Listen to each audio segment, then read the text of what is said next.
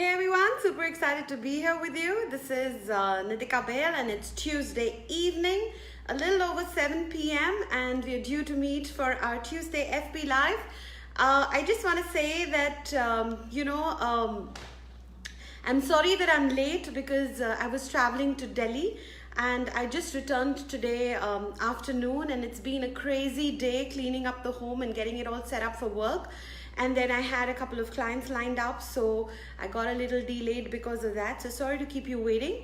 Hi Abhay, hi Vishal, good to see you guys. Good to have you logged in. And I know I'm already a little late, but I'll just give it a few seconds for people to log in so that because I'm running a little late. So as I said, that will be nice if a few of you actually log in and we give it a couple of seconds for that, and then we dive straight into today's topic, which is cultivating effective relationships. I think anybody and everybody needs this topic. They want to understand how relationships are built, and primarily so because 85% of the happiness in our life comes from interactions with other people, with other human beings, which also means that 85% of our sadness also comes from interactions with human beings. So it's very important, very imperative that we build good relationships. We create awesome relationships with people. Hi Nayan, good to see you. Hi Anshul, great to see you. Hi Nandini. A lot of my friends logging in today, and it's always such a pleasure to see when your friends are logging in. So thank you guys for being here. And I'll go straight into the topic. As I was talking, that 85% of our joy and 85% of our sadness comes from relationships. So it's very important that we cultivate effective relationships. And I think the two key words to creating effective relationships is select and connect. So number one is selecting the right relationship, and then of course connecting within those relationships, right? So let's look at the word select. What does it really mean? How do you know somebody is good for you? How do you select the right people to surround yourself with? So number one, selecting has 3 levels, okay? Number 1 level is initiating. You always want more and more and more people coming into your network. So it's always important to keep initiating new relationships with people. Go out, meet people, network with them, have coffee with them, do a one-to-one with them, and just try to get to know people a little more, and hang around areas where you'll get to meet more people, like exhibitions, seminars, workshops where you'll meet more people. So definitely initiate many new contacts. Okay, now within those contacts, all you want to do is, of course, when you meet someone, you would have your own preferences of who you liked, who do you find a connection with. Definitely the level 2 in selection is maintaining contact with those people. So you maintain contact with them and get to know them a little more deeper, get to know them a little more intimately. And then is level 3, which is advancing your relationship. Now this is a huge filter.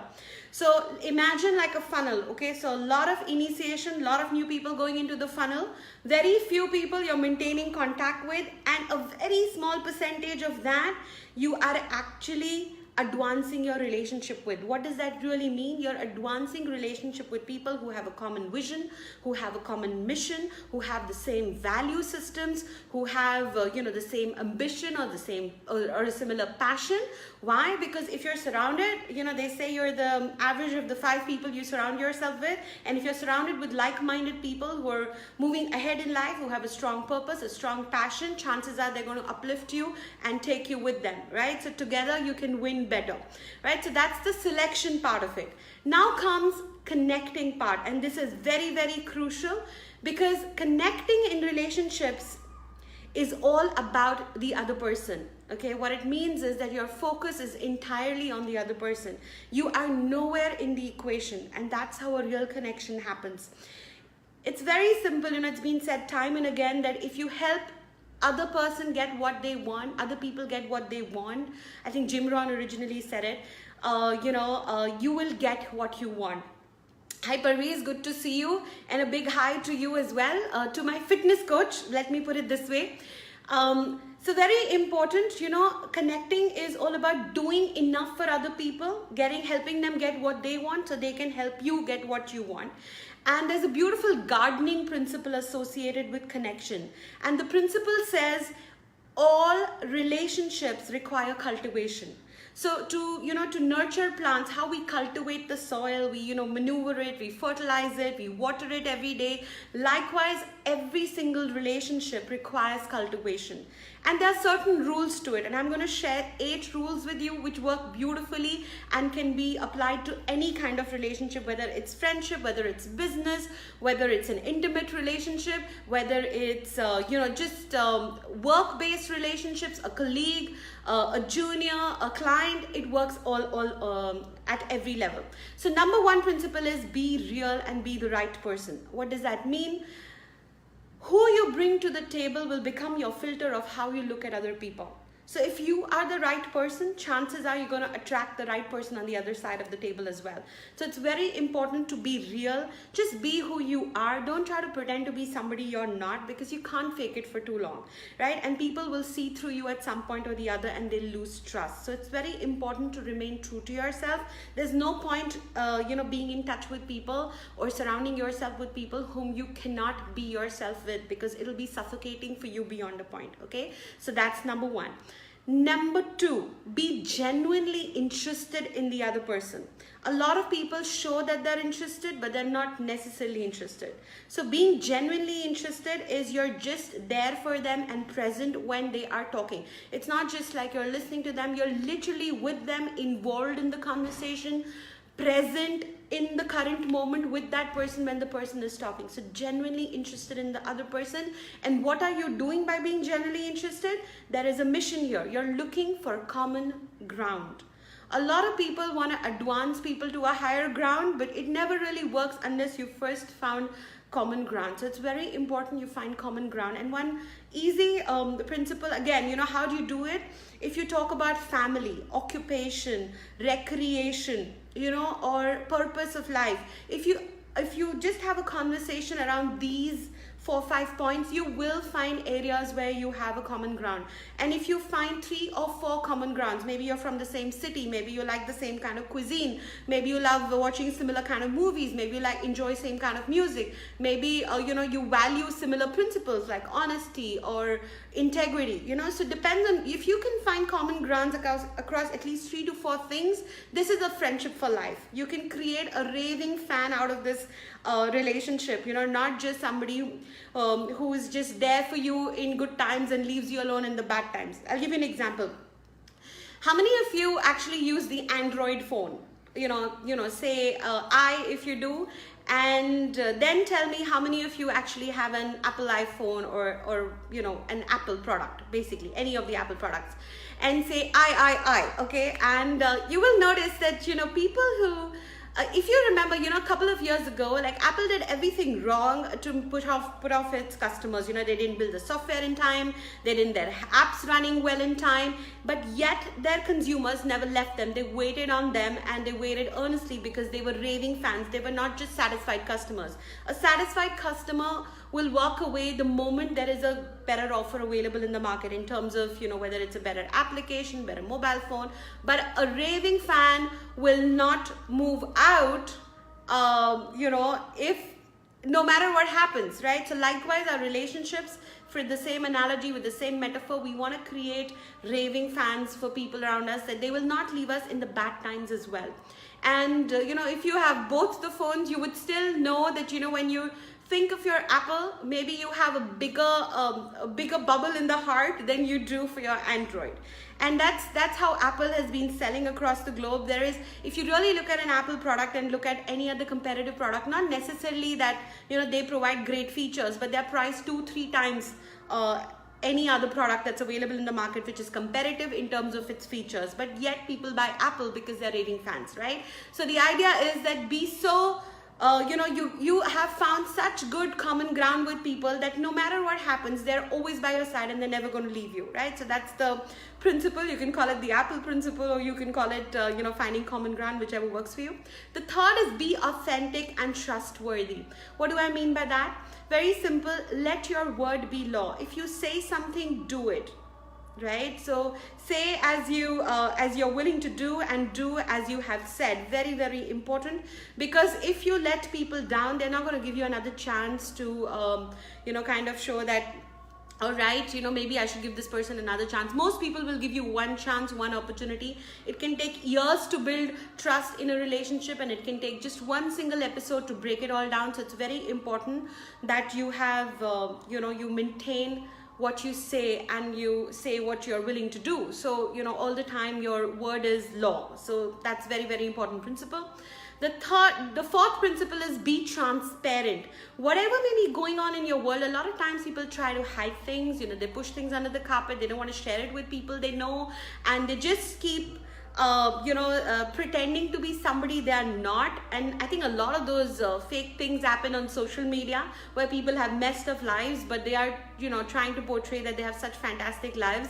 And it's very important to be transparent, because whether you realize it or not, people see through you, and they pick up on your energy, and every single emotion that you're feeling inside, if it has a certain fragrance attached to it, so people smell it literally. And it's like if you walk into a room of let's say a party, and there will be somebody you met for the first time, and the person is really sweet to you, but somehow you're like, I don't know, this person is just too sweet. I'm not too sure whether I really like this person or not. Why? Because you're smelling a different emotion this person is feeling. So if a person is, hard-hearted or going through a tough time or something, and not being transparent about it, other people are going to doubt that person. So it's very important, whatever you're feeling, let it show. Just be yourself, be transparent, at least with your friends and closed ones, right? The next, number 5, is be intentional. And when I say be intentional, what it means is, be a giver in a relationship. Always look at ways of contributing to your friends, to your key relationships. How can you contribute to this person? Be intentional about it. It takes a lot of energy, but it's good energy invested in the relationship, right? So just be intentional and do things for other people. Maybe go out of your way to do things for a few key people who mean the world to you. Show them you care. And beautiful, John Maxwell has this saying which says that people don't care how much you know unless they know how much you care. So it's very important that every action of yours, you should be able to portray the genuine care and being intentional about helping your close key relationships that you're willing to advance with and go ahead with. So go out of the way and help them out. Another thing is being empathetic. A lot of times people will go through their own ups and downs. You may be going through your own ups and downs. It doesn't mean that you actually become sad with them, but at least be empathetic towards your key relationships. Be involved in their life a little bit, even if it's a business relationship. Sometimes people may have challenging situations with their children, with their spouse, with somebody being ill in the family. Just be empathetic towards their situation and be there for people. Doesn't mean that you don't call them out on their deliverables. That's not what I'm saying, but definitely be empathetic and help them process those emotions and move ahead, in whichever way you can guide them, and still commit to their timelines if it's a business situation, for example. Number 7 would be being committed to your relationships. So whatever it takes, do everything possible to stay committed to the relationship. Keep the relationship on the top of everything else. If it's important relationship for you, you want to know that you're willing to pay a price to maintain it. Sometimes it's not going to come easy. There will be a price to be paid. If you believe this person is right for you, this person is always there for you in a good way, adds value to your life, be willing to do whatever it takes for them when the need arises, right? And last but not the least, always check yourself on these 2 parameters. Are you a positive when it comes to your friends? Do you add to them? Or are you a negative? Do you take away from them? You will know there are a lot of people in our lives who are always adding value to us, who are uplifting us, but there are people in our lives who are toxic, who are always taking out things from us, and they're literally feeding on our energy. They're negative, they are big critiques. So what kind of a person are you in a relationship? Are you the positive or are you the negative? Always strive to be the positive person who's always adding value to your relationships, not taking away value from them. And of course, if you look at it from an analogy of a bank, be someone who makes deposits in relationships and not withdrawals, right? So keep your withdrawals for the real time when you absolutely need it. But until then, keep depositing in your relationships and keep cultivating effective relationships, because that's what's going to create a happy life for you. Happy relationships means happy life. 85% of your joy and happiness comes from relationships. So invest in them. And of course, I've spoken very generically today about relationships. I've not spoken about intimate relationships today, but the idea was to give you a glimpse of what it takes to have great relationships when it comes to friends, at work, you know, people in your life, your relatives, so on and so forth, your siblings, right? So that's all I wanted to share today. If there's anything you guys want to ask me, I'm available. You can shoot a question. I'll be happy to answer.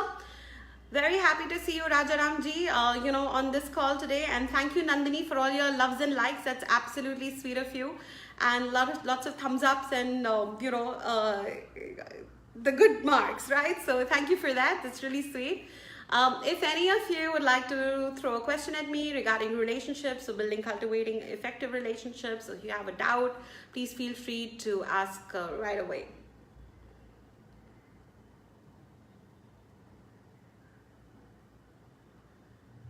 Okay, so I guess nothing's really coming up.